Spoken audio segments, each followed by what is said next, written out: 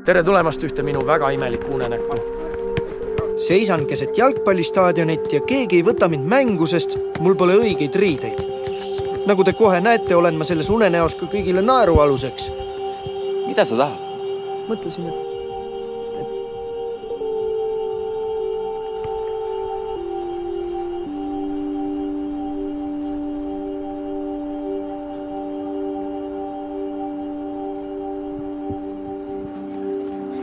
Ja täpselt kell 4.20 hakkab minu unenäo kõige sürrim koht.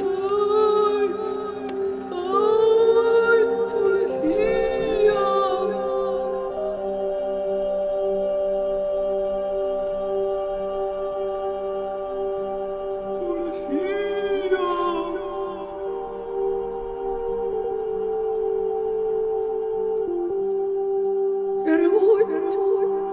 Meie oleme limonaadipudelid. Me aitame sind riidesse panna. Kuidas, mismoodi? Vii meid pakendiautomaati. Selles, et pudelid minuga räägivad, pole midagi imelikku. See on minu unenägudes sama tavaline kui see, et mulle visatakse kaela kausides vett. Aga see pole see unenägu. Ja küll, ma viin teid automaadi juurde.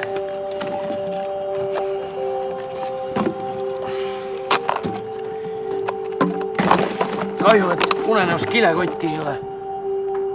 Senikaua, kuni ma pandiautomaadi poole sammun, lubage puistada mõned olulised faktid. Plastpudelil ei ole looduses hea olla. Õhuga kokkupuutes laguneb see seal 50–80 aastat. Ja kui mõni koomik plastpudeli maa sisse kaevab, siis säilib see seal 500–1000 aastat, sest bakterid ei tunnista toiduks plastpudeli põhimaterjali, polüetüleeni.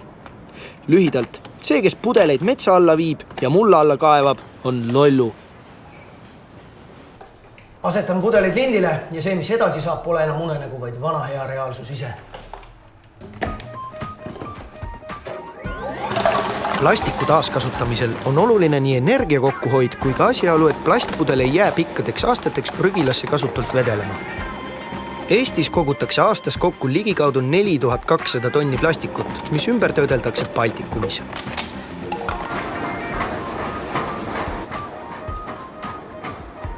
Kõigepealt eemaldatakse plastikpudelitelt kork ja etikett. Seejärel sorteeritakse need automaatselt värvi järgi läbipaistvateks ja värvilisteks ning helvestatakse ja pestakse. Pesemisvannis tõuseb etiketi puru pinnale ning plastik vajub põhja. Puhastatud helves sulatatakse. Sulatusmasinast väljuvad plastikujoad hakitakse. Jahutamise tulemusel tekivad graanulid, mida saab kasutada juba valmis toorainena. Helvestest valmistatakse sünteetiline kiud, millest omakorda toodetakse näiteks tolmuimeja kott, täitematerjal vatiin, fliispusa, nõudepesukäsn ja spordiriided. Ühe jalgpallisärgi või pükste valmistamiseks kulub 7 suurt plastpudelit. Käes on unenäo viimane ja võidukas osa. Olen pudelitest tehtud kostüümis keset jalkaväljakut ja pean palli väravasse lööma. Pinge tõuseb. Pulss kiireneb. Pealtvaatajad hoiavad hinge kinni. Väravavaht on valmis hüppeks.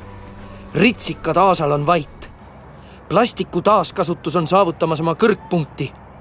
Ja äkki viirastub mu silme ette midagi täiesti ebareaalset. Issand jumal, Aivar Pohlak ilma vestita!